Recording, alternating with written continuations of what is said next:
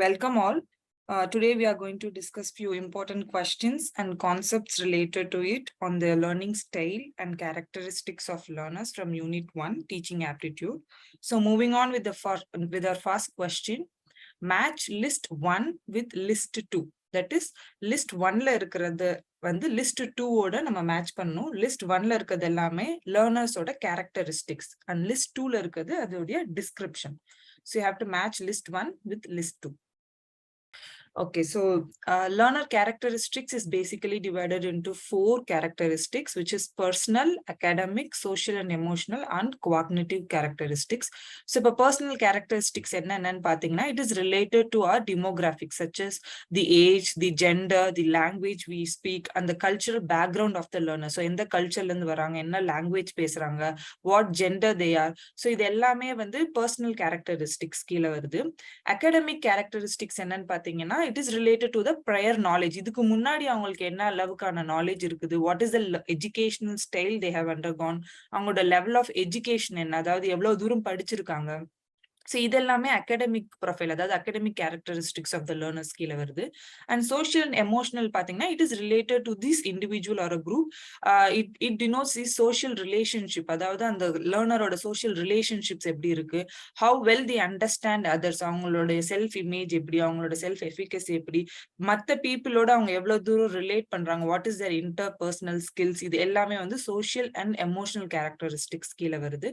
And coming to cognitive characteristics என்னன்னு பார்த்தோம்னா, it's mental capability of the person and aspects such as அவங்களோட mental procedures, எப்படி அவங்க ஒரு விஷயத்த வந்து மெமரைஸ் பண்றாங்க, அவங்க எப்படி ஞாபகம் வச்சுக்கிறாங்க, அவங்களோட இன்டெலெக்சுவல் ஸ்கில் என்ன, what is there problem solving abilities, இது எல்லாமே வந்து காக்னிட்டிவ் கேரக்டரிஸ்டிக்ஸ் கீழே வருது. So these are the basic characteristics of the learner. So when we match list 1 with list A, option A is the right answer. அதாவது academic characteristics என்னன்னு பார்த்தோம்னா, they select different themes in course when needed. எப்போ தேவையோ, based on their academic experience, அவங்க different courseல என்ன theme தேவை அப்படின்றத they can easily select. So that becomes their academic characteristics அப்படின்னு சொல்லலாம். Then social characteristics என்னன்னு பார்த்தோம்னா, they work as a team member of the group. அதாவது socialனாலே how well they relate with people இல்லையா, so their interpersonal skills பத்தி சொல்றது. So when it comes to social characteristics, எவ்வளவு தூரம் ஒரு team members ஓட ஒரு peer group ஓட அவங்களால work பண்ண முடியுது.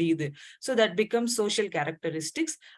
Then coming to the emotional characteristics. Emotional characteristics என்னன்னு பாத்தீங்கன்னா, starts respecting individual differences evident in likes and dislike of the members of the class. அதாவது எவ்வளவு தூரத்துக்கு இன்னொருத்தருடைய இண்டிவிஜுவல் டிஃபரன்ஸ் அவங்களால புரிஞ்சுக்க முடியுது, their emotional aspects வந்து எவ்வளவு தூரம் புரிஞ்சுக்க முடியுது, அவங்களோட லைக்ஸ் அண்ட் டிஸ்லைக்ஸ் எப்படி அவங்களால புரிஞ்சுக்க முடியுதுன்றது emotional characteristics. And finally, cognitive characteristics is how well they can encode and decode the relevant information correctly. எவ்வளவு தூரம் ஒரு விஷயத்தை கரெக்டா என்கோட் பண்ண முடியுது, எவ்வளவு தூரம் அதை அவங்களால டீகோட் பண்ணி அதை வெளிப்படுத்த முடியுது அப்படின்றது cognitive characteristics. So the right answer is option A. So moving on to the second question, which of the following are the characteristics of an adolescent? Adolescent-ஓட characteristics என்னென்னலாம் அப்படின்னு சொல்லி கொடுத்திருக்க ஆப்ஷன்ல இருந்து கரெக்டான ஆப்ஷன்ஸை நம்ம சூஸ் பண்ணணும். ஸோ இப்போ பேசிக்கா பாத்தீங்கன்னா, அடலசன்ஸோட கேரக்டரிஸ்டிக்ஸை நம்ம 5 கேட்டகரியா பிரிக்கலாம், starting from physical, intellectual, social, emotional and moral characteristics இப்படி பிரிக்கலாம். So when we look into physical characteristics னா என்னன்னு பாத்தீங்கன்னா, நம்ம physical development. So adolescent age வந்து பாத்தீங்கன்னா around 10 yearsல இருந்து ஆரம்பிச்சு மேபி till 16 or 17 years வரை நம்ம சொல்லலாம் adolescent age groupன்னு சொல்லிட்டு. ஸோ இந்த ஒரு ஏஜ்ல வந்து என்ன ஆகும்னா, ஒரு ரேப்பிடான பிசிக்கல் growth நம்மளுக்கு நடக்கும். அவங்க அடலசன்ஸ் வந்து அதிகமான செக்ஷுவல் அவேர்னஸ் அவங்களுக்கு அதிகம் வரும், அவங்களோட பாடி இமேஜ் பத்தி அவங்களுக்கு ரொம்ப கன்சர்ன்டா இருப்பாங்க, பிசிக்கல் சேஞ்சஸ் ரொம்பவே அதிகமா நடக்கிற ஒரு பர்டிகுலர் ஏஜ் குரூப் பாத்தீங்கன்னா இந்த adolescent age group. Well coming in to the intellectual development, intellectual characteristics எப்படி இருக்குன்னு பாத்தீங்கன்னா, இந்த ஒரு ஏஜ்ல வந்து அவங்க ஒரு கான்கிரீட் திங்கர்ல இருந்து ஒரு அப்டிராக்ட் திங்கரா மாறிடுவாங்க. ஸோ அவங்க இவ்வளவு நாள் வந்து ஒரு கான்கிரீட் திங்கிங் லெவல் வரைக்கும் தான் அவங்களோட திங்கிங் எபிலிட்டிஸ் இருந்திருக்கும். And when they move move into adolescent age குரூப்ல அவங்களோட திங்கிங் கெப்பாசிட்டி வந்து கொஞ்சம் அப்டிராக்ட் திங்கிங் ஓரியன்டா மாற ஆரம்பிக்கும். And they will be very curious to know many things. நிறைய கேள்விகள் கேட்பாங்க, நிறைய விஷயங்களை தெரிஞ்சுக்கணும் அப்படின்ற கியூரியாசிட்டி அதிகமா இருக்கும். அதே சமயம் அச்சீவ்மெண்ட் ஓரியன்டா இருப்பாங்க. அதாவது நிறைய நம்ம ஜெயிக்கணும், நம்ம நிறைய விஷயங்கள் கத்துக்கணும், அந்த மாதிரியான அச்சீவ்மெண்ட் ஓரியன்டா இருப்பாங்க. And they also develop an ability to understand human. ஒரு ஹை லெவல் காமெடியோ ஒரு ஹை லெவல் ஜோக்ஸை வந்து புரிஞ்சுக்கிறதுக்கான இன்டெலெக்சுவல் கெப்பாசிட்டி கூட அவங்களுக்கு வளர்ந்துருக்கும். Then moving on to the social characteristics என்னன்னு பாத்தீங்கன்னா, இந்த ஒரு ஏஜ் குரூப்ல இந்த ஒரு ஏஜ்ல வந்து ஃப்ரெண்ட்ஸ் வந்து ரொம்பவே இம்பார்ட்டன்ட் ரோல் பிளே பண்றாங்க. they'll be more close to their peer group. Families, பேரண்ட்ஸை விட அவங்க ஃப்ரெண்ட்ஸ் கிட்ட ரொம்ப க்ளோஸா இருப்பாங்க. அவங்களுடைய ஃப்ரெண்ட்ஸ் குரூப்பை வச்சுதான் அவங்களோட ஐடென்டிட்டியே டெவலப் பண்ணி வச்சுப்பாங்க. I belong to this group அப்படின்ற அளவுக்கு அவங்க சோஷியல் ஐடென்டிட்டியே வந்து அவங்களுடைய குரூப்பை வச்சுதான் அவங்க எஸ்டாப்ளிஷ் பண்றாங்க. And they seek approval from others. மத்தவங்க வந்து தங்களை அப்ரூவ் பண்ணணும் அப்படின்ற ஒரு பிலீஃபோ ஒரு விஷயமோ அந்த அடலசன்ட் ஏஜ் குரூப்ல இருக்கும். Then moving on to the emotional characteristics பாத்தீங்கன்னா, நம்ம ஆல்ரெடி பார்த்த மாதிரி நிறைய ஒரு ரேப்பிடான பிசிக்கல் growth நடக்கும்போது ஆப்வியஸ்லி நிறைய விதமான ஹார்மோன்ஸ் இருக்குது. So due to this rapid growth and hormonal changes பயங்கரமான மூட் ஸ்விங்ஸ் எக்ஸ்பீரியன்ஸ் பண்ணுவாங்க. தெல் பி ஒரு டயத்துல ரொம்ப ஃப்ரெண்ட்லியா இருப்பாங்க, திடீர்னு கோவப்படுவாங்க, சின்ன விஷயத்துக்கு கோவப்படுவாங்க, பெரிய விஷயத்துக்கு கோவமே பட்டிருக்க மாட்டாங்க. So there will be lot of mood swings happening. அதே சமயம் they will have a desire to be independent. நான் இண்டிபெண்டா இருக்கணும், தனியா இருக்கணும், அப்ப நான் இவங்களை நம்பி இருக்க கூடாது, ஐ ஷுட் பி இண்டிபெண்டன்ட் அப்படின்ற ஒரு டிசைர் வந்து அவங்களுக்கு இருக்கும். அண்ட் தே பிலீவ் தட் அவங்களோட ப்ராப்ளம்ஸ், அவங்களோட ஃபீலிங்ஸ், அவங்களோட எக்ஸ்பீரியன்ஸ் எல்லாம் அவங்களுக்கு ரொம்ப யூனிக்கா நடக்குது, எனக்கு மட்டும் இப்படிலாம் நடக்குது. ஸோ அந்த மாதிரியான ஒரு பிலீஃப் அவங்களுக்கு இருக்கும். Now coming to the moral characteristics பாத்தீங்கன்னா, they start to understand moral issues. சில moral issues எல்லாம் கொஞ்சம் கொஞ்சம் புரிஞ்சுக்க ட்ரை பண்ணுவாங்க. வாட் ஆர் த ரூல்ஸ், நம்ம ஏன் ரூல்ஸை ஃபாலோ பண்ணணும், why it is there, இந்த மாதிரியான விஷயங்கள் எல்லாத்தையுமே வந்து தெரிஞ்சுக்க முயற்சி பண்ணுவாங்க. And this becomes their moral characteristics. So இந்த adolescence ஓட characteristics ஒரு 5 கேட்டகரியில பிரிச்சு நம்ம பார்க்கலாம். Now coming to the question, first option is increasing independent from adult control. So இது டெஃபினட்டா பாத்தீங்கன்னா adolescence ஓட characteristics தான், because they want to become independent. அவங்க ரொம்ப இண்டிபெண்டா இருக்கணும்னு நினைக்கிறாங்க. So first option will be right. There will be rapid physiological changes. So கண்டிப்பா பிசிக்கல் சேஞ்சஸ்ல நம்ம பார்த்த மாதிரி there will be rapid physiological changes. This is also right. Emotionally matured. Emotionally matured வந்து இந்த அடலசன்ட் ஸ்டேஜில் நடக்கிறதுக்கான வாய்ப்பு ரொம்ப கம்மி. பிகாஸ் நம்ம ஆல்ரெடி பார்த்த மாதிரி இந்த ஒரு ஸ்டேஜ்ல பயங்கர மூட் ஸ்விங்ஸ் இருக்கும். ஸோ அவங்களுக்கே ஃபர்ஸ்ட் அவங்க என்ன ஃபீல் பண்றாங்க, வாட் தே ஆர் கோயிங் த்ரூன்றதை வந்து புரிஞ்சுக்கிறதுக்கே அவங்களுக்கு ரொம்ப கஷ்டம். ஸோ எமோஷனலி மெச்சூர்ட் பாத்தீங்கன்னா இது கொஞ்சம் கம்மி தான். அண்ட் ஆப்ஷன் டி பாத்தீங்கன்னா ஆக்ட்ஸ் ரேஷனலியா அப்படின்னு கேட்டோம்னா அதுவும் ரொம்ப கம்மி தான். பிகாஸ் இந்த ஒரு ஸ்டேஜ்ல தான் நம்ம ஆல்ரெடி பார்த்த மாதிரி பயங்கர எமோஷனல் மூட் ஸ்விங்ஸ் இருக்குது. பியர் குரூப்போட அக்செப்டன்ஸுக்கு தான் அவங்க அதுக்காகவே நிறைய விஷயங்கள் பண்ணுவாங்க, மற்றவங்க அப்ரூவ் பண்ணணும்னு நினைப்பாங்க. ஸோ இந்த மாதிரி கட்டத்துல வந்து அவங்க ஒரு டிசிஷன் எடுக்கணும் அப்படின்னா அது ஒரு ரேஷனலா யோசிச்சு எடுப்பாங்களா அப்படின்றது வந்து ரொம்பவே கம்மி தான். So option D will also not come. Option E பார்த்தோம்னா increased focus on activities with peer group. இது ரொம்ப கண்டிப்பா நடக்கும். பிகாஸ் இங்க வந்து பியர் அக்செப்டன்ஸ்ன்றது அவங்களோட ஃப்ரெண்ட்ஸ் கேங்ன்றது வந்து ரொம்பவே மேஜரான ரோல் பிளே பண்ணும். ஸோ சில பசங்களுக்கு வந்து அப்பா மோர் தென் தேர் பேரண்ட்ஸ், அவங்க ஃபேமிலியை விட அவங்க ஃப்ரெண்ட்ஸ் குரூப் தான் ரொம்ப முக்கியமா இருக்கும். அந்த ஃப்ரெண்ட்ஸ் குரூப்ல என்னை சேர்த்துக்கணும் அப்படின்றதுக்காகவே நிறைய விஷயங்கள் அவங்க பண்ணுவாங்க. So option E will be the correct answer. So இதுல வந்து பார்த்தோம்னா what is the right answer is option D, which is A, B and E. So moving on to the third question. As per Piaget's stage of cognitive development, the child learns a language and begins to use symbol to represent object during the pre-operational stage. So இங்க ரெண்டு statement கொடுத்திருக்காங்க, statement 1 and 2. இது படிச்சு இது ரெண்டுல எது correct இல்ல ரெண்டுமே கரெக்டா என்னன்னு நம்ம ஆன்சர் பண்ணணும்.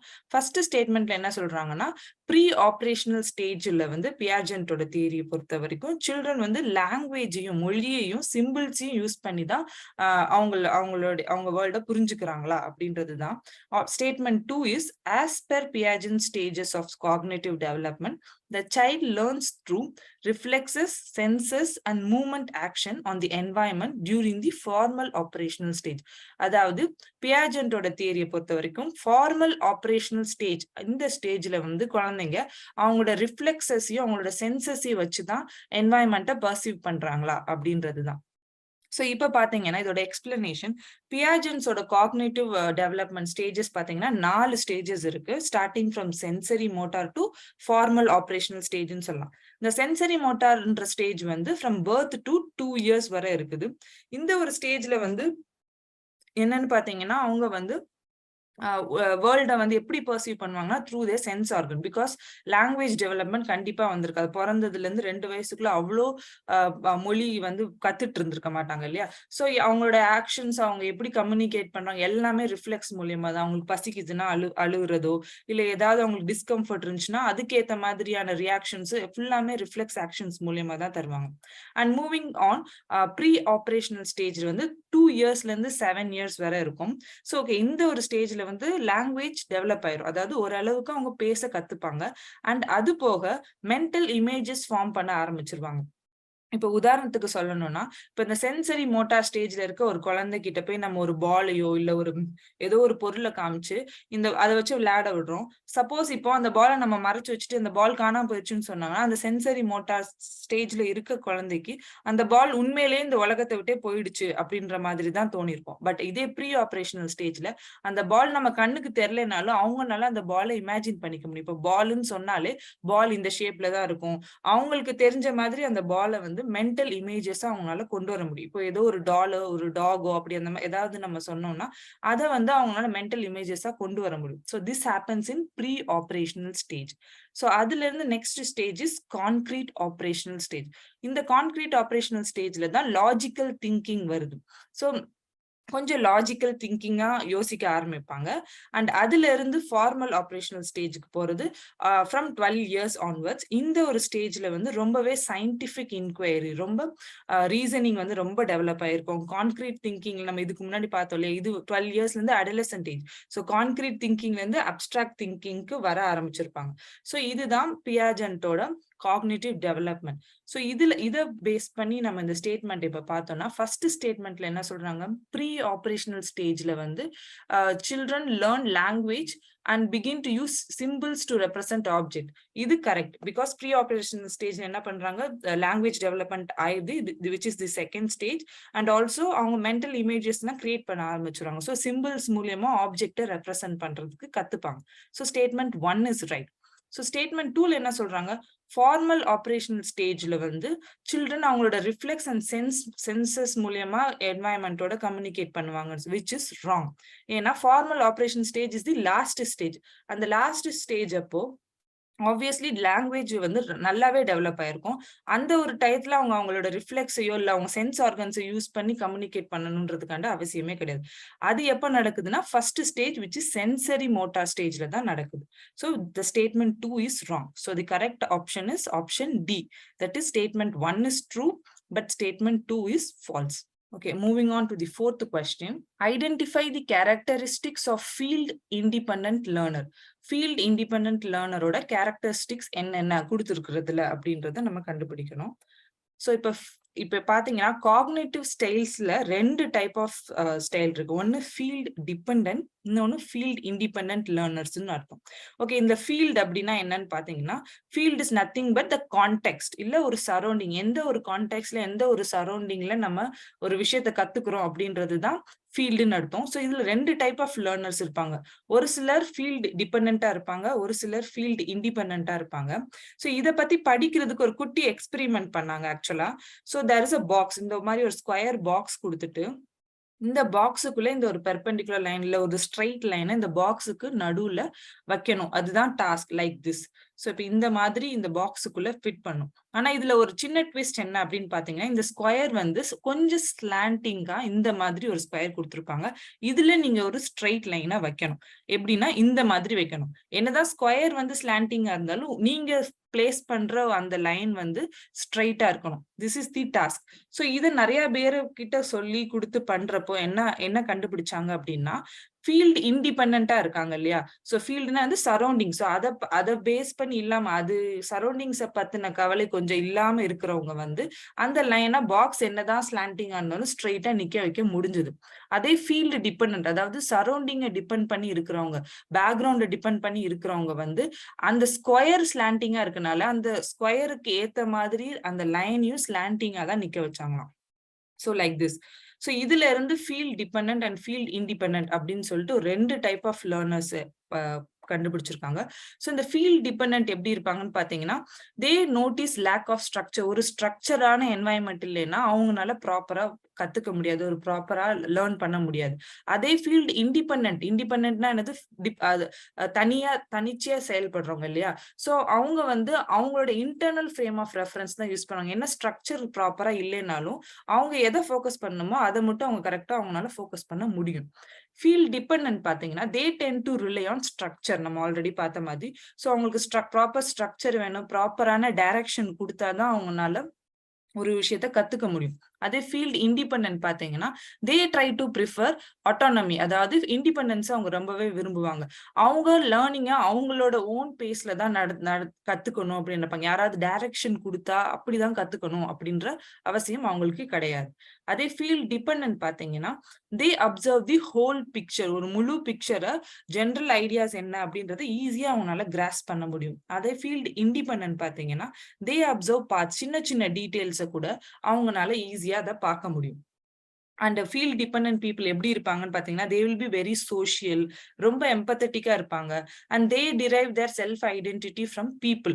மத்தவங்க கிட்ட இருந்து தான் அவங்களோட செல்ஃப் ஐடென்டிட்டியுமே அவங்க டிரைவ் பண்ணுவாங்க. இதே ஃபீல்ட் இண்டிபெண்டன்ட் பீப்புள் பாத்தீங்கன்னா, they will be more independent, ரொம்ப கான்ஃபிடென்ட் அண்ட் ரொம்ப காம்படிட்டிவா இருப்பாங்க. So these are the difference between field dependent and field independent learners. So இப்போ நம்ம கொஸ்டினுக்கு போலாம்.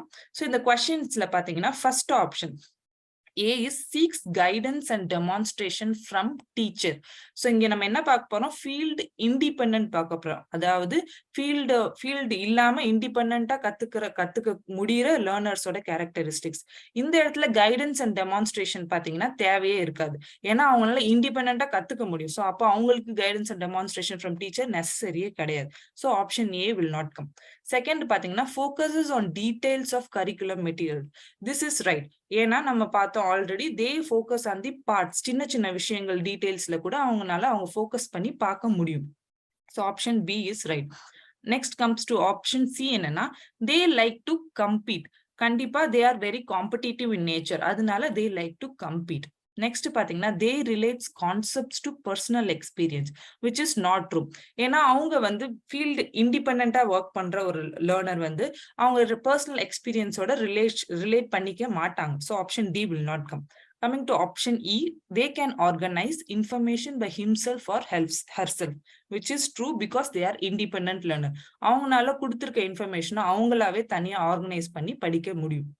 So A, C and E is the right answer, which comes to option C is the right answer. Moving on, individual difference can be seen in which of the following? Okay, individual difference na enna? Individual டிஃபரன்ஸ்னா என்னன்னு பாத்தீங்கன்னா, ஒரு மனுஷங்களும் இன்னொரு மனிதனும் மொத்தமா வித்தியாசமா தான் இருப்பாங்க. நம்ம எல்லா ஹியூமன் பீயிங்ஸே எடுத்துக்கிட்டாலும் எந்த ஒரு மனுஷனும் இன்னொருத்தவங்க மாதிரி 100% சிமிலரா இருக்கிறதுக்கு வாய்ப்பு இல்லவே கிடையாது. சோ இதுதான் இண்டிவிஜுவல் டிஃபரன்ஸ் அப்படின்னு சொல்றோம். இந்த இண்டிவிஜுவல் டிஃபரன்ஸ் எதுல எல்லாம் நம்ம பார்க்க முடியும்னு பாத்தீங்கன்னா, ஏஜ்ல பார்க்கலாம், செக்ஸ்ல பார்க்கலாம், ஹெரிடிட்டரி பொட்டன்ஷியல்ல பார்க்கலாம், நம்மளோட இன்டெலிஜென்ஸ் லெவல்ல பார்க்கலாம், நம்ம அச்சீவ்மெண்ட் ஓரியன்டேஷன்ல பார்க்கலாம், நம்மளோட இன்ட்ரெஸ்ட் வேறையா இருக்கலாம். நம்ம ஒருத்தர் இன்ட்ரோவர்ட்டா இருப்பாங்க, ஒருத்தர் எக்ஸ்ட்ரோவர்ட்டா இருப்பாங்க, ஒருத்தரோட எபிலிட்டி டு சால்வ் ப்ராப்ளம் வேற மாதிரி இருக்கும், ஒருத்தவங்களுடைய ஆப்டிடியூட் வேற மாதிரி இருக்கும், என்னோட தேவைகள் வேற மாதிரி இருக்கும், உங்களோட தேவைகள் வேற மாதிரி இருக்கும். ஸோ பிசிக்கல், சோசியல், எமோஷனல் எல்லாத்துலயுமே இந்த இண்டிவிஜுவல் டிஃபரன்ஸ் நம்மளால பார்க்க முடியும். So when we look at the answer பாத்தீங்கன்னா, individual difference can be seen in all of the above. அதாவது physical appearance, intelligence, attitude, emotion and interest. See option B is the right answer. Moving on to question number 6. From the list given below, identify the learner characteristics which would facilitate teaching learning system to become more effective. choose the correct code to indicate your answer. கீழே கொடுத்திருக்க கேரக்டரிஸ்டிக்ஸ்ல இருந்து எந்த characteristics எல்லாம் teaching லேர்னிங்க்கு யூஸ்ஃபுல்லா இருக்கும் அப்படின்றது தான் question. So இதுல பாத்தீங்கன்னா ஃபர்ஸ்ட் ப்ரையர் லேர்னிங் எக்ஸ்பீரியன்ஸ், அதாவது டீச்சிங் லேர்னிங்க்கு வந்து ஆல்ரெடி அவங்களுக்கு லேர்னிங் எக்ஸ்பீரியன்ஸ் இருந்துச்சுன்னா அது கண்டிப்பா டீச்சிங் லேர்னிங் எக்ஸ்பீரியன்ஸை ரொம்பவே ஃபெசிலிட்டேட் பண்ணும். பிகாஸ் இப்போ ஒரு பேசிக் மேக்ஸ் தெரிஞ்சவங்களுக்கு ஈஸியா நம்மளால ஒரு ஹையர் லெவல் மேக்ஸ் சொல்லி தர முடியும். பேசிக் அடிஷன் சப்ராக்ஷனே தெரியாம நம்ம அல்ஜிப்ரா சொல்லி தர முடியாது. So prior learning experience can easily facilitate learning. Second பாத்தீங்கன்னா லேர்னர்ஸ் ஃபேமிலி லீனேஜ், அதாவது அவங்களோட ஃபேமிலி ஹிஸ்டரி அது நம்மளுக்கு தேவையில்லை. அவங்களோட ஃபேமிலி லீனேஜ் எப்படி இருக்குது, எப்படி இருந்தது, அதெல்லாம் நம்ம டீச்சிங் லேர்னிங்க்கு தேவையில்லை. So option B will not come. Then coming to option C is aptitude of the learner, which is very important. So அவங்களோட ability to do something, that is what aptitude is. So அவங்களால எவ்வளவு தூரம் அது ஒரு விஷயத்த கத்துக்க முடியுது அப்படின்றது வந்து ரொம்ப முக்கியம். ஸோ அந்த ஆப்டிடியூட் வந்து டீச்சிங் லேர்னிங் எக்ஸ்பீரியன்ஸை ரொம்பவே எஃபெக்டிவா ஆக்குறதுக்கு வாய்ப்புகள் இருக்கும். Next is learner stage of development, which is also very important. எந்த ஸ்டேஜ் ஆஃப் டெவலப்மெண்ட்ல அவங்க இருக்காங்க, அதை பொறுத்துதான் நம்ம அவங்களுக்கு என்ன இன்ஸ்ட்ரக்ஷன் கொடுக்கலாம், என்ன மாதிரி சொல்லி தரலாம் அப்படின்றது நம்ம தெரிஞ்சுக்க முடியும். So that will also come. Option E is learners food habits and hobbies. So லேர்னரோட ஃபுட் ஹேபிட்ஸ் ஹாபிஸ் வச்சு நம்ம ஒன்றும் பண்ண போறது இல்லை. So that will not come. F is learners religious affiliation. So எந்த ரிலீஜன் ஃபாலோ பண்றாங்க அதை வச்சு நம்ம எதுவும் கத்துக்க போறது இல்லை. So that will also not come. So the right answer is A, C and D, which is option A. Okay, moving on to the next question. A learners who is characterized based on their ability to solve problem, memory, intellectual skills, ability to remember, organize and store information comes under. அதாவது இதெல்லாம் characteristics கொடுத்திருக்காங்க. இந்த characteristics எல்லாம் எந்த லேர்னரோட எந்த கேரக்டரிஸ்டிக்ஸை குறிக்குது அப்படின்றது தான் கேள்வி. ஸோ இது ரொம்ப டைரக்டான கொஸ்டின். ஸோ இந்த லேர்னர் கேரக்டரிஸ்டிக்ஸ் எதை குறிக்குதுன்னு பாத்தீங்கன்னா cognitive characteristics of the learner. Cognitive characteristics கீழே தான் ஒரு பர்சனோட மென்டல் ப்ரொசீஜர், அவங்களோட மெமரி கெப்பாசிட்டி, அவங்க ability to solve a problem, அவங்களோட இன்டெலெக்சுவல் ஸ்கில், ஒரு விஷயத்தை எவ்வளவு தூரம் அவங்க ஞாபகம் வச்சுக்கிறாங்க, எப்படி ஆர்கனைஸ் பண்றாங்க, எப்படி அதை ஸ்டோர் பண்ணி வச்சுக்கிறாங்க, எவ்வளவு தூரம் அவங்களால ஒரு ப்ராப்ளத்தை சால்வ் பண்ண முடியுது, all these comes under cognitive ability. So for our question the answer is option A, cognitive characteristics of the learner. Moving on. Okay, there are two statements given. இந்த ரெண்டு ஸ்டேட்மெண்ட்ல எது கரெக்ட் எது தப்பு, இல்ல ரெண்டுமே கரெக்டா என்ன அப்படின்றது சொல்லணும். Okay, the first statement is behavior theory does not concentrate on observable behavior. அதாவது behavior theory வந்து observable behavior நம்மளால பார்க்க முடிகிற behavior நடத்தைகள் எல்லாத்துலயுமே அது மேல கான்சென்ட்ரேட் பண்ணல அப்படின்னு சொல்றாங்க. ஸ்டேட்மெண்ட் 2 வந்து behaviour theory approach involves continuous inquiry.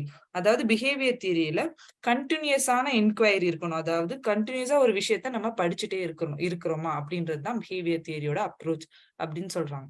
So இப்ப பாத்தீங்கன்னா பேசிக்கா டிஃப்ரெண்ட் ஸ்கூல் ஆஃப் சைக்காலஜி இருக்குது. அதுல பேசிக்கா ஒரு 5 ஸ்கூல்ஸ் இங்க கொடுத்துருக்குது. ஃபர்ஸ்ட் பாத்தீங்கன்னா காக்னிட்டிவ் சைக்காலஜி. காக்னிட்டிவ் சைக்காலஜி எதுல ஃபோக்கஸ் பண்ணுதுன்னு பாத்தீங்கன்னா நம்மளுடைய மென்டல் ப்ராசஸ், நம்ம எப்படி யோசிக்கிறோம், என்ன திங்க் பண்றோம், எப்படி மெமரி வச்சுக்கிறோம், எப்படி ப்ராப்ளம் சால்வ் பண்றோம், ஒரு விஷயத்தை எப்படி டிசைட் பண்றோம், எல்லா மென்டல் ப்ராசஸ் ஃபோக்கஸ் பண்றது தான் காக்னிட்டிவ் சைக்காலஜி. நெக்ஸ்ட் கம்ஸ் தி ஹியூமனிஸ்டிக் சைக்காலஜி. இவங்களோட ஃபோக்கஸ் பாத்தீங்கன்னா இண்டிவிஜுவல் ஃப்ரீடம், நம்மளுடைய வில் பவர் என்ன, நம்மளோட ஃப்ரீடம் என்ன, இண்டிவிஜுவல் வந்து ஒரு செல்ஃப் ஆக்சுவலைசேஷனுக்காக எவ்வளவு தூரம் போராடுறாங்க. So all these aspects are covered in humanistic psychology. Next comes this psychoanalysis. So psychoanalysisல என்னது மேஜர் ஃபோக்கஸே இங்க நம்மளுடைய அன்கான்ஷியஸ் மைண்ட், அதாவது நம்மளுடைய ஆள் மனதுன்னு சொல்லலாம். ஸோ அதை பத்தி ரொம்ப ஃபோக்கஸ்டா படிக்கிறது தான் psychoanalysis. And then comes the behaviorism.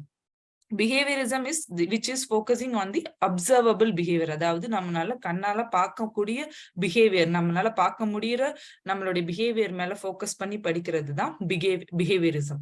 Next comes the gestalt psychology. Gestalt psychology நம்மளோட மைண்டும் நம்மளோட பிஹேவியரும் எப்படி ஹோலா ரிலேட் ஆயிருக்கு, ஒரு விஷயத்தை நம்மளால எப்படி பர்சீவ் பண்ண முடியுது, நம்ம இந்த உலகத்தை எப்படி பர்சீவ் பண்றோம் அப்படின்றத பத்தி ஃபோக்கஸ் பண்ணி படிக்கிறது தான் gestalt psychology. So coming to our question, statement 1 என்ன சொல்லுதுன்னா behaviour theory does not concentrate on observable behaviour அப்படின்னு சொல்றாங்க. ஆனா பிஹேவியர் தியரி மெயினா ஃபோக்கஸ் பண்றதே நம்மளுடைய அப்சர்வபிள் பிஹேவியரை வச்சுதான். So the statement 1 is wrong. Coming to statement 2, behavior theory approach involves continuous inquiry, which is right. ஏன்னா நம்ம கண்டினியூஸா ஒரு விஷயத்த படிச்சாதான் நம்ம அவங்களோட பிஹேவியர் இப்படி இருக்குன்னு சொல்ல முடியும். ஸோ பிஹேவியர் தியரி அப்ரோச்லயே there should be a continuous inquiry. So from the statement, the correct answer is option D, which is statement 1 is incorrect, but statement 2 is correct. Okay, moving on to 9th question. You have to match list 1 with list 2. Okay, list 1ல என்ன கொடுத்திருக்குன்னு பாத்தீங்கன்னா கார்ட்னரோட multiple intelligence தியரியோட categories கொடுத்திருக்காங்க, அவர் types கொடுத்திருக்காங்க. And list 2ல அதோட description கொடுத்திருக்காங்க. So you have to match A with list 1 with list 2. So okay, while looking at multiple intelligence theory என்னன்னு பாத்தீங்கன்னா அதுல வந்து ஒரு 8 டைப் ஆஃப் இன்டெலிஜென்ஸ் பத்தி பிரிக்கிறாங்க. So starting with visual spatial intelligence. Okay, visual spatial இன்டெலிஜென்ஸ்னா என்னன்னு பாத்தீங்கன்னா they are more visual oriented person, அதாவது அண்ட் அவங்களுக்கு ஸ்பேஷியல் இன்டெலிஜென்ஸ் வந்து ரொம்பவே அதிகமா இருக்கும், ஸ்பேஷியல் ஓரியன்டேஷன் வந்து ரொம்ப அதிகமா இருக்கும். ஸோ இதுல எல்லாம் ரொம்ப சிறந்து இருக்கிறவங்களை வந்து நம்ம விஷுவல் ஸ்பேஷியல் இன்டெலிஜென்ஸ் ஹையா இருக்கிறவங்க அப்படின்னு சொல்லலாம். Next comes the linguistic verbal. லிங்குவிஸ்டிக்னாலே லாங்குவேஜ். ஸோ லாங்குவேஜ் ரொம்ப ரொம்ப பவர்ஃபுல்லா அவங்களுக்கு யூஸ் ஆகும். அண்ட் வெர்பல் மூலியமா, அதாவது வார்த்தைகள் மூலியமா அவங்கனால ஈஸியா ஒரு விஷயத்த பேசவோ இல்ல ஒரு விஷயத்த கத்துக்கவோ முடியும். ஸோ அதாவது ஒரு விஷயத்த அவங்க படிக்கும் போது ரொம்ப ரொம்ப ஈஸியா படிச்சிடுவாங்க கேட்கறத விட. அண்ட் எழுதுறது வந்து அவங்களுக்கு ரொம்ப சுலபமா வரும். ஸோ இந்த மாதிரியான விஷயங்கள் அதிகமா காணப்படுறவங்க வந்து லிங்குவிஸ்டிக் வெர்பல் இன்டெலிஜென்ஸ் அதிகமா இருக்கு அப்படின்னு சொல்லலாம். Next comes the interpersonal intelligence. Interpersonal is the ability to relate with people. அதாவது மற்றவங்களோட எவ்வளவு சுலபமா அவங்களால அவங்கள ரிலேட் பண்ணிக்க முடியும், அவங்களோட சோஷியல் ஸ்கில்ஸ் எப்படி இருக்கு, அவங்க சோஷியல் ரிலேஷன்ஷிப் எப்படி மெயின்டைன் பண்றாங்க, all these comes under interpersonal. Intrapersonal is within தெம்செல், எப்படி அவங்கள பத்தி அவங்களோட அவேர்னஸ் எவ்வளவு தூரத்துக்கு இருக்கு அப்படின்றத பார்க்கணும். That becomes intrapersonal. And then comes the logical mathematical. Logical mathematical is nothing but when they have more logical thinking and mathematical skills, numbers which avangala easy play panna mudiyum appadina they are high in logical mathematical intelligence. Then comes musical. adhe per and per madriye they are more tuned to musical வேர்ல்டுன்னு சொல்லலாம். ரொம்ப மியூசிக்ல ரொம்ப இன்ட்ரெஸ்டா ரொம்பவே ஸ்கில்டா இருப்பாங்க. they have high musical intelligence. Then comes the bodily kinesthetic, அதாவது அவங்களுடைய பாடி வச்சு அவங்களால ஈஸியா அவங்களோட ஸ்கில்ஸை எஸ்டாப்ளிஷ் பண்ண முடியும். For example actors, dancers, gymnastic பண்றவங்க.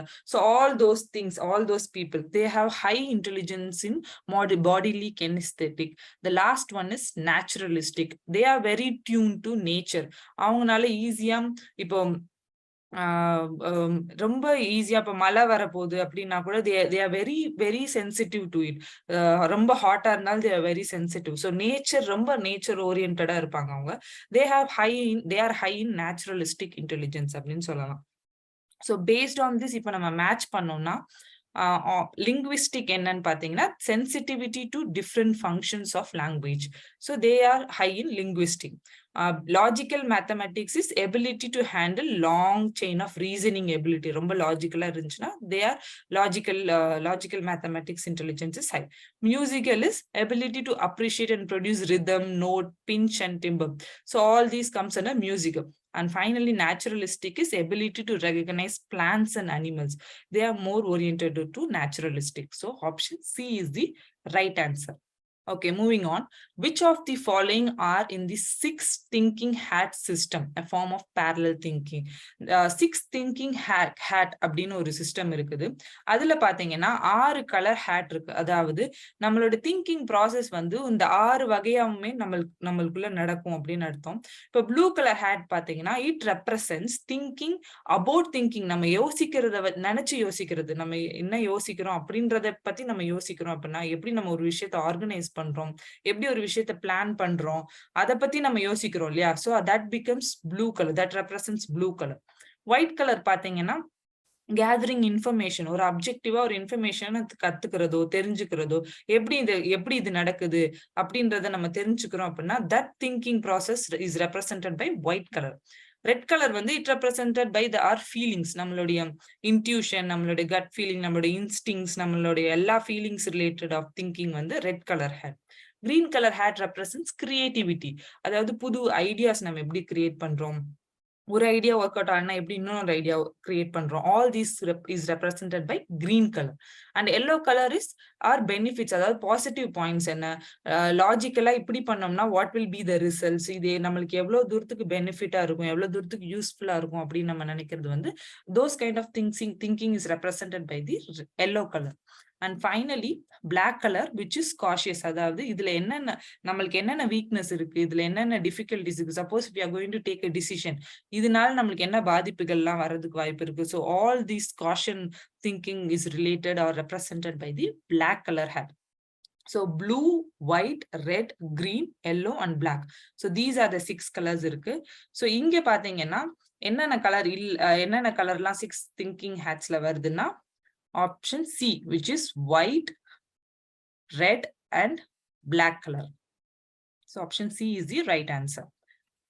Moving on, 11th question. According to Kohlberg's theory, the conventional level of moral development includes the following stages. So Kohlberg-oda moral development theory la conventional level ki கீழ வர என்னென்ன stages இருக்கு அப்படின்றது தான் question.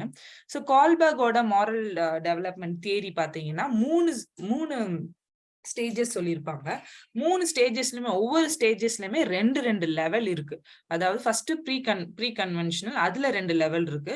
Conventional stage அதுல 2 level and post conventional அதுல 2 level இருக்கு. So இவரோட தியரியே எதை பேஸ் பண்ணி இருக்குன்னு பாத்தீங்கன்னா, ஒரு பார்ட்டிசிபென்ட்ஸ் எல்லாத்துக்குமே ஒரு டயலமா கொடுத்திருப்பாங்க. ரொம்ப ஃபேமஸான ஒரு டயலமா பாத்தீங்கன்னா ஹென்ஸ் டயலமா. அதாவது அவங்களுடைய ஒய்ஃப் வந்து கேன்சரால இறக்குற நிலைமையில இருப்பாங்க. அப்போ ஒரு புது ட்ரக் கண்டுபிடிச்சிருப்பாங்க அந்த கேன்சருக்கு. ஸோ அந்த டாக்டர்கிட்ட போய் கேட்கும்போது அதுக்கு ரொம்ப ஹை பிரைஸ் சொல்லுவாங்க. அதாவது அவரால் வாங்க முடியாத அளவுக்கான பிரைஸ் சொல்லுவாங்க. ஸோ இப்ப இந்த இடத்துல காசு இல்லாம அந்த ஹென்ஸ் என்ன பண்ணுவாரு, ஒண்ணு அந்த ட்ரக்கை வந்து திருடி அவங்க ஒய்ஃபை காப்பாத்தணும், இல்ல திருடாம அவங்க ஒய்ஃபை வந்து இறக்க விட்டுறணும். So this is the dilemma faced by hens. So இந்த ஒரு இடத்துல அந்த ஹென்ஸ்ன்றவர் என்ன பண்ணுவாரு அப்படின்னு சொல்லி பார்ட்டிசிபென்ட் கேட்பாங்க. Different people gave different opinion. சில பேர் என்ன சொல்லுவாங்கன்னா he has to steal the drug, ஏன்னா அவங்க ஒய்ஃபோட லைஃப் தான் முக்கியம். சில பேர் என்ன சொல்லுவாங்க, இல்ல திருடுறது தப்பு, அக்கார்டிங் டு லா பாத்தீங்கன்னா திருடுறது வந்து ரொம்ப தப்பு, என்னதான் அவரு எவ்வளவுதான் கஷ்டமா இருந்தாலும் லா படி ரைட்டியஸா நம்ம நடந்துக்கணும் அப்படின்னு சொல்லுவாங்க. ஸோ இந்த மாதிரி கொடுத்துருக்க ஆப்ஷன்ஸ்ல இருந்து அவங்களோட மாரல் டெவலப்மெண்ட் எப்படி டெவலப் ஆயிருக்கு, எந்த ஸ்டேஜ்ல இருக்காங்க அப்படின்றத பத்தி தான் கால்பர்க் சொல்லியிருப்பாரு. ஸோ அவருடைய ஸ்டேஜஸ் வந்து பாத்தீங்கன்னா pre conventional, conventional and post conventional, இந்த மாதிரி ஒரு 3 ஸ்டேஜஸ் இருக்கு. அண்ட் ஒவ்வொரு ஸ்டேஜஸ்லயுமே ரெண்டு லெவல் இருக்கு.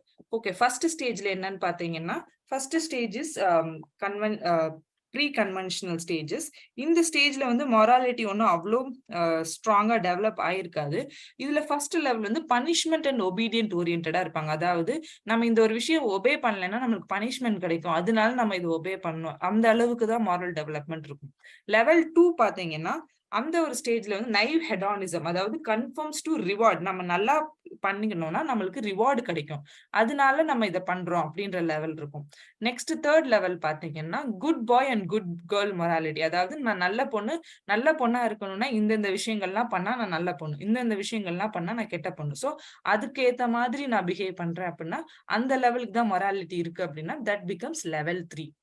And then comes the level 4, conforms to avoid. அதாவது சோஷியல் ஆர்டர், இதுதான் ரூல்ஸ், இந்த ரூல்ஸை நான் கண்டிப்பா மதிச்சே தீரணும், அது சரியா தப்பான்லாம் கிடையாது. So there are rules, so அதனால அந்த ரூல்ஸை நான் மதிப்பேன், அதனால நான் அதை ஃபாலோ பண்ணுவேன். ஸோ அந்த லெவல் ஆஃப் மொராலிட்டி வந்து ஸ்டெப் 4, அதாவது லெவல் 4ல ஸ்டேஜ் 2ல நடக்குது, conventional level. Next the last is the level 3, that is post conventional. இதுல 2 லெவல் இருக்கும். அது ஸ்டெப் 5 என்னன்னு பாத்தீங்கன்னா they conform to maintain the community, அதாவது சோஷியல் கான்ட்ராக்ட் அவங்க மெயின்டைன் பண்ணுவாங்க. அண்ட் ஆல்சோ இந்த ஒரு இடத்துல வந்து they emphasis on individualism. என்னதான் லா வந்து காமனா எல்லாத்துக்கும் இருந்தாலும் சில நேரத்துல அது ஒரு பர்டிகுலர் இண்டிவிஜுவலுக்கு அகெயின்ஸ்டா ஒர்க் ஆகுது. ஸோ இப்ப நம்ம ஹென்ஸ் டயலமா பார்த்தோம்ல, அதுலயே பாத்தீங்கன்னா திருடுறது தப்புன்றது law and which is true, கண்டிப்பா திருடக்கூடாது, which is that is wrong against the law. But அந்த ஒரு ஸ்டேஜ்ல அவர்கிட்ட காசு இல்லாதப்போ என்ன பண்றது, அவங்களோட ஒய்ஃபோட லைஃபையும் நம்ம காப்பாத்தணும். ஸோ இந்த ஒரு ஸ்டேஜ்ல அவங்களோட ரெஸ்பான்ஸ்லாம் எப்படி இருந்துச்சுன்னு பாத்தீங்கன்னா, to protect the life is more important then stealing அப்படின்ற மாதிரியான ரெஸ்பான்சஸ் நிறைய வந்தது இந்த ஒரு ஸ்டேஜ்ல இருக்கு அவங்களுக்கு. The final stage becomes the individual principle and concise. இந்த ஒரு ஸ்டேஜ்ல வந்து அவுட் சைட் கவர்மெண்ட் என்ன லா என்ன வந்தாலும் அந்த பர்சன் வந்து தனக்குன்னு ஒரு மாரல் வேல்யூஸை டெவலப் பண்ணி வச்சிருப்பாங்க. அதாவது இவ்வளவு நாள் இருந்த எக்ஸ்பீரியன்ஸ்ல இவ்வளவு நாள் நம்ம கத்துக்கிட்ட விஷயத்த வச்சு நான் இதுதான் என்னுடைய மாரல் வேல்யூஸ் நான் ஃபிக்ஸ் பண்றேன், நான் இதுக்கு ஏத்த மாதிரி தான் வாழ்வேன் அப்படின்னு சொல்லி தனக்கு தானே ஒரு மாரல் வேல்யூஸ் அண்ட் கோட்ஸை வச்சுப்பாங்க. அதாவது நம்ம ஃபேமிலியில இதெல்லாம் செட் ஆகாது, நம்ம ஃபேமிலிக்குன்னு ஒரு மாரல் ரூல்ஸ் இருக்கு அப்படின்னு சொல்லி நம்மளே ஒரு ரூல்ஸ் கிரியேட் பண்ணிக்கிறது தான் last stage. So coming back to the question, இதுல பாத்தீங்கன்னா அக்கார்டிங் டு கோல்பர்க்ல கன்வென்ஷனல் ஸ்டேஜ், அதாவது செகண்ட் ஸ்டேஜ்ல இருக்க 2 லெவல் என்ன அப்படின்னு கேக்குறாங்க. சோ ஒபீடியன்ட் ஓரியன்டேஷன் கண்டிப்பா கிடையாது, ஏன்னா ஒபீடியன்ட் ஓரியன்டேஷன் தான் ஃபர்ஸ்ட் ஸ்டேஜ்ல இருக்க ஃபர்ஸ்ட் இருக்கிற level. So that is wrong. And option B is being nice and relationship oriented, which is right because அது கன்வென்ஷனல் ஸ்டேஜ்ல வருது. ஏன்னா இந்த இடத்துல தான் குட் பாய் அண்ட் குட் கேர்லா நடந்துக்கணும் அப்படின்னு நினைக்கிறது வந்து it is a conventional stage. Next comes the social contract orientation which is post conventional stage. அதாவது லா என்னதான் எல்லாத்துக்கும் காமனா இருந்தாலும் சம்டைம்ஸ் லா வந்து ஒரு இண்டிவிஜுவல் இன்ட்ரெஸ்ட்டுக்கு அகெயின்ஸ்டா ஒர்க் பண்ணுது அப்படின்ற ஒரு அவேர்னஸ் இருக்கிறது social contract orientation. The next one is law and order orientation which comes under conventional. ஏன்னு பாத்தீங்கன்னா அது சரியோ தப்போ லான்னு ஒண்ணு இருக்கிறனால ஐ வில் ஃபாலோ த லா, அதை ஃபாலோ பண்றதா ஒரு ரைட்டியஸான வே அப்படின்னு நம்ம நினைச்சு ஃபாலோ பண்ற ஸ்டேஜ் வந்து it is conventional stage. And finally the last one is universal ethical principle orientation. அதாவது தனக்குன்னு ஒரு தனி மாரல் பிரின்சிபல் அண்ட் வேல்யூஸை வந்து கைட்லைன்ஸை டெவலப் பண்ணி அதுக்குள்ள நம்மளுடைய லைஃபை ஃபிட் பண்ணி வச்சுக்கிறது வந்து the final stage. So the correct answer is option C, which is B and D. Okay, moving on. Which of the following are characteristics of adult learners? இப்போ நம்ம அடலசன்ஸோட கேரக்டரிஸ்டிக்ஸ் பார்த்தோம் இல்லையா? ஸோ இப்போ அடல்ட் லேர்னர்ஸோட கேரக்டரிஸ்டிக்ஸ் என்னன்னு பார்த்தீங்கன்னா, basically பார்த்தோம்னா adult லேர்னர்ஸ்க்கு they have a need, ஒரு கண்டிப்பான ஒரு தேவைகள் இருக்கு. ஏதோ ஒரு ப்ராப்ளமோ இல்லை ஏதோ ஒரு விஷயம் கத்துக்கணும் அப்படின்ற ஒரு நீட் இருக்கு. அதனால they come to learn something and they are most motivated by themselves. அதாவது அவங்களுக்கு ஏதோ எம்ப்ளாய்மெண்ட்லயோ இல்லை அவங்க லைஃப்லயோ அவங்க வாழ்க்கையிலயோ இல்லை அவங்க பார்க்குற வேலையிலயோ ஏதோ ஒரு தேவைகள் இருக்கு அப்படின்றனால அவங்க செல்ஃப் மோட்டிவேட்டடா படிக்க வருவாங்க. இப்ப அதே ஸ்கூல் பிள்ளைங்களை எடுத்துக்கணும்னா நிறைய பேர் ஸ்கூலுக்கு போகவே பிடிச்சிருக்காது. சோ அவங்கள வந்து நம்ம வற்புறுத்தி படிக்க அனுப்ப வேண்டியது இருக்கும். பட் அடல்ட் லேர்னர்ஸ் வந்து அவங்களா தன்னிச்சையா நான் இது படிக்கணும், எனக்கு இந்த தேவை இருக்கு அப்படின்னு சொல்லி they will be very much self மோட்டிவேட்டடா இருப்பாங்க. And then they bring experience. ஏன்னா அவங்களுக்கு ஆல்ரெடி பாஸ்ட் லேர்னிங் எக்ஸ்பீரியன்ஸ் கண்டிப்பா இருக்கும். நம்ம ஒரு கொஸ்டின்ல prior learning experience of the learner வந்து எப்படி டீச்சிங் லேர்னிங்கை ஃபெசிலிட்டேட் பண்ணுதுன்னு பார்த்தோம். ஸோ திஸ் இஸ் வாட், அதாவது ஏற்கனவே கத்துக்கிட்ட ஒரு விஷயங்களை வந்து எப்படி இப்போ புதுசா கத்துக்கிற விஷயத்துக்கு அவங்களுக்கு எவ்வளவு தூரம் ஹெல்ப்ஃபுல்லா இருக்கு அப்படின்றது தான் they bring new experience to the learning experience. And then they need to be involve. அதாவது அவங்கள இன்வால்வ் பண்ணி வச்சிருக்க ஒரு கரிக்குலம், அவங்கள இன்வால்வ் பண்ணி இருக்கிற ஒரு விஷயத்துல வந்து அவங்க ரொம்ப மோட்டிவேட்டடா படிக்கிறதுக்கு வாய்ப்புகள் அதிகமா இருக்கு. So these are the basic characteristics of adult learners. So அதுல இருந்து பார்த்தோம்னா first one, believe in memorizing facts கிடையவே கிடையாது. Second one, ability to act rationally. கண்டிப்பா they will try to be very more rational. நம்ம adolescents பத்தி படிக்கும் போது they are not rational நம்ம படிச்சோம் இல்லையா? சோ அதே மாதிரி இங்க வந்து adult learners வந்து they will be more rational, ரொம்ப rationalா decision எடுப்பாங்க. And they are autonomous and self-directed, which is true. They are very independent and they are self-motivated. They ask too many doubts கிடையாது because they have already have some learning experience. அதனால too many doubts will be less compared to adolescents. So option A is the right answer. Okay, next question. We have to match list 1 with list 2. List 1 ல பாத்தீங்கன்னா Piaget ஓட cognitive development stages கொடுத்திருக்காங்க. List 2 ல வந்து அதோட description. So Piaget ஓட theory already நம்ம படிச்சிட்டோம். So அதுல இருக்க age group பாத்தீங்கன்னா sensory motor is from birth to 2 years. Pre-operational is 2 to 7 years. Concrete operational is 7 to 11 years. And formal is 12 up to the present. So இதை வச்சு match பண்ணோம்னா option D is the right answer. Moving on, question number 14. What are the significance of understanding individual differences among children in education setting? Education settingல ஒரு individual difference புரிஞ்சுக்கிறதுக்கான முக்கியத்துவம் என்ன அப்படின்னு பார்த்தோம்னா, first option A என்னன்னு பார்த்தீங்கன்னா, it helps the educator identify and address learning difficulties. அதாவது சொல்லி கொடுக்குறவங்களுக்கு அந்த எஜுகேட்டருக்கு வந்து இண்டிவிஜுவல் டிஃபரன்ஸ் புரிஞ்சுக்கிறனால எந்த குழந்தைக்கு என்ன மாதிரியான லேர்னிங் டிஃபிகல்டிஸ் இருக்குன்றதை கண்டுபிடிச்சு அதுக்கேற்ற மாதிரி நம்ம சொல்லி தரதுக்கு உதவி பண்ணுமா? Next option B is it promotes inclusivity and appreciation of diverse perspective among students. அதாவது இன்க்ளூசிவிட்டினா எல்லாத்தையும் ஒன்னா கன்சிடர் பண்றது. For example based on gender discriminate பண்ணாம வேற ஒரு ரிலீஜனா இருந்தாலும் சரி, வேற ஒரு ஏஜ் குரூப்பா இருந்தாலும் சரி, எல்லாத்தையுமே ரொம்ப இன்க்ளூசிவாகவும் அந்த டைவர்சிட்டியை அப்ரிஷியேட் பண்றதுக்கான குவாலிட்டி வந்து நம்ம இண்டிவிஜுவல் டிஃபரன்ஸ் புரிஞ்சுக்கிட்டா கிடைக்குமா அப்படின்றது தான் option B. And option C is it helps in providing tailored instruction to meet students. அதாவது ஒவ்வொரு ஸ்டூடெண்ட்டுக்கு இண்டிவிஜுவல் டிஃபரன்ஸ் புரிஞ்சுக்கிறதுனால ஒவ்வொரு ஸ்டூடெண்ட்ஸ்க்கான தேவைகளை அவங்களுக்கு ஏத்த மாதிரியான இன்ஸ்ட்ரக்ஷன் மூலியமா நம்ம கொண்டு சேர்க்க முடியுமா அப்படின்றது option C. And option D is it assists in identifying gifted and talented students who may require specialized educational program. So individual difference நம்ம புரிஞ்சுக்கிறதுனால gifted students என்னன்னா, நம்ம ஃபர்ஸ்ட் பாயிண்ட்ல பார்த்த மாதிரி ஃபர்ஸ்ட் வந்து லேர்னிங்க்கு லேர்னிங் டிஃபிகல்டிஸ் இருக்கிறவங்க, அதே சமயம் இன்னொன்னு ஒரு சைடு பாத்தீங்கன்னா ரொம்பவே கிஃப்டட் அண்ட் டேலண்டடான ஸ்டூடெண்ட்ஸ் இருப்பாங்க. அவங்கள கண்டுபிடிக்கிறதுக்கு இந்த இண்டிவிஜுவல் டிஃபரன்ஸ் உதவி பண்ணுதா அப்படின்றது தான். ஸோ இதுல நம்ம ஆன்சர் என்னன்னு பாத்தீங்கன்னா ஆல் த 4 இஸ் ரைட். நம்ம இண்டிவிஜுவல் டிஃபரன்ஸை புரிஞ்சுக்கிறதுனால ஒரு எஜுகேஷன் செட்டிங்ல இந்த 4 விஷயங்களுமே நம்ம பண்றதுக்கு உதவியா இருக்கும். So the right answer is option B.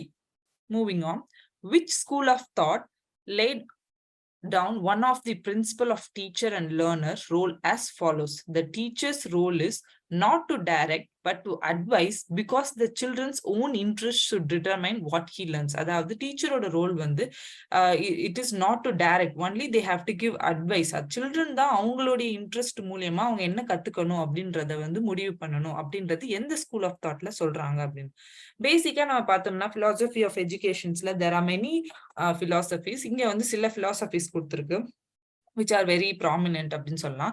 First one is essentialism. Essentialismன்றது என்னன்னா, this school of thought believes that children வந்து ட்ரெடிஷனலா பேசிக்கான விஷயங்களை கண்டிப்பா கத்துக்கணும் அப்படின்றது தான் essentialism அப்படின்னு சொல்றது. பேசிக் திங்ஸ் வந்து ரொம்பவே required for learning அப்படின்றது. Next comes the perennialism. Perennialismன்றது என்னன்னா, they value knowledge that transcend time. அதாவது ஒரு ஸ்டூடெண்ட்டுக்கு வந்து ஒரு ரேஷனலா யோசிக்கவும் அவங்களோட மைண்ட் கிரிட்டிக்கலா திங்க் பண்ண வைக்கிறதுக்கும் தான் நம்ம வந்து ஃபெசிலிட்டேட் பண்ணணும். சோ தட் அவங்க காலம் போக்குல வந்து they become more independent and they become more wise. Rational decision எடுக்கிறதுக்கு அவங்க இண்டிபெண்டா அவங்களால வர்றதுக்கு நம்ம just we have to give their input அப்படின்றது தான் இந்த perennialism. Next comes the progressivism. Progressivism is nothing but they believe in individuality, progress and change. அதாவது ஒரு விஷயத்தை நம்ம செஞ்சு, அதாவது லேர்னிங் பை டூயிங், அவங்கள செய்ய விட்டு அவங்கள கத்துக்க விட்டு அவங்க வளர்றதுக்கான எல்லா ஃபெசிலிட்டிஸுமே நம்ம பண்ணி கொடுக்கணும். They focus on individual decision. அவங்களே தன்னிச்சையா எல்லாத்தையும் பண்ணி அவங்களே எல்லாமே கத்துக்கணும்னு நினைக்கிறது தான் progressivism. Next comes the existentialism. எக்ஸிஸ்டென்ஷியலிசம்ன்றது வந்து ஸ்டூடெண்டோட ஃப்ரீடம். அதாவது அவங்க நம்ம வந்து அவங்களுக்கு என்னென்ன சாய்ஸஸ் இருக்கு, எப்படி எல்லாம் அவங்க சூஸ் பண்ணலாம், அந்த சாய்ஸஸ் கொடுக்கறது மட்டும்தான் நம்மளுடைய வேலை அப்படின்றது தான் existentialism. And then comes the behaviourism. Behaviourism which is focusing on modifying the behaviour. அவங்களோட குழந்தைங்களோட பிஹேவியர் என்னன்றது கண்டுபிடிச்சு அதுல நல்ல பிஹேவியரை நம்ம அப்ரிஷியேட் பண்ணணும். Which is not desirable behaviour எல்லாத்தையுமே நம்ம ரெடியூஸ் பண்ண ட்ரை பண்ணணும். That becomes behaviourism. கன்ஸ்ட்ரக்டிவிசம் என்னன்னு பாத்தீங்கன்னா how the children construct their knowledge. அவங்க எப்படி ஒரு விஷயத்தை கத்துக்கிறாங்க, அதை எப்படி அவங்களுடைய ரியல் லைஃப்ல இம்ப்ளை பண்றாங்க அப்படின்றத பத்தி பேசுறதா கன்ஸ்ட்ரக்டிவிசம்.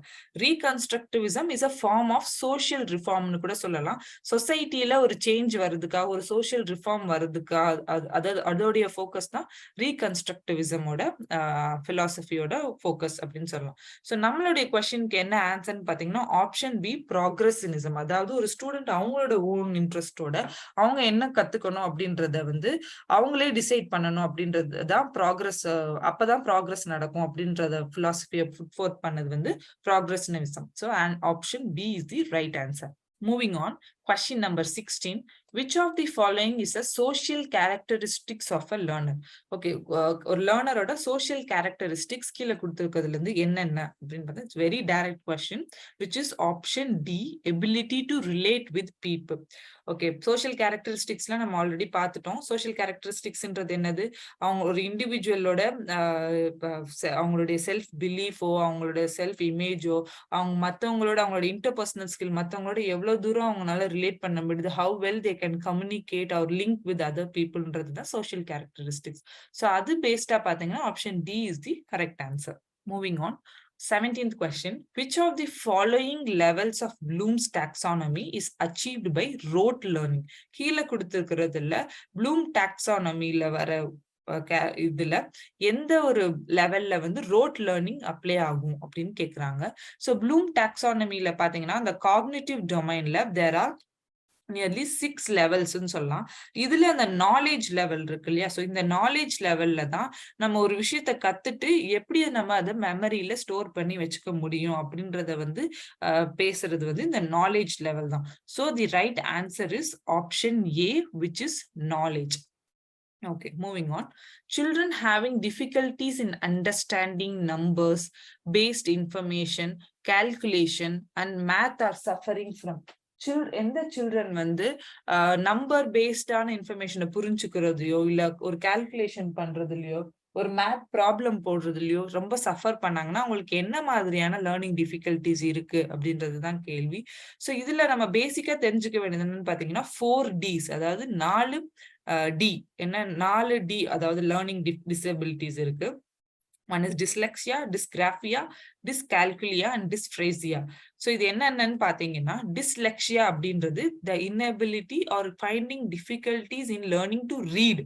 ஒரு விஷயத்த ஸ்பெல் பண்றதுக்கோ இல்லை ஒரு விஷயத்த ரீட் பண்றதுக்கோ ஏதோ ஒரு இன்எபிலிட்டியோ ஒரு டிஃபிகல்ட்டியோ இருந்துச்சுன்னா those children are suffering from dyslexia அப்படின்னு சொல்லலாம். டிஸ்கிராஃபியான்றது என்னன்னா the learning disability that affects writing. நம்ம எழுதுறதுல ஏதோ ஒரு ப்ராப்ளமோ ஒரு டிஃபிகல்டிஸோ இருக்கு அப்படின்னா அவங்கள வந்து டிஸ்கிராஃபியா அப்படின்னு சொல்லி ஐடென்டிஃபை பண்றாங்க.